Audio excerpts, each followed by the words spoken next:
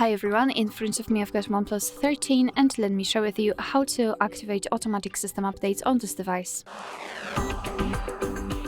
So let's start with opening the settings, and here we have to scroll down to the very bottom to find about device. Now let's scroll down and enter the version and keep tapping on the version number to activate the developer options. This is the place where we can check, where we can find actually auto update. So now after activating it, we can go back to the settings and enter system and update, and now enter developer options. Here all we have to do is to scroll down just a little bit to find this option, automatic system updates. Of course, if you've got it turned off, simply tap on this switcher, and from now on, since this option is active, your device is allowed to apply the updates whenever it will be restarted. Of course, you can turn this option off just by tapping on the switcher again. Alright, so that will be all. Thank you so much for watching. I hope that this video was helpful, and if it was, please hit the subscribe button and leave the thumbs up.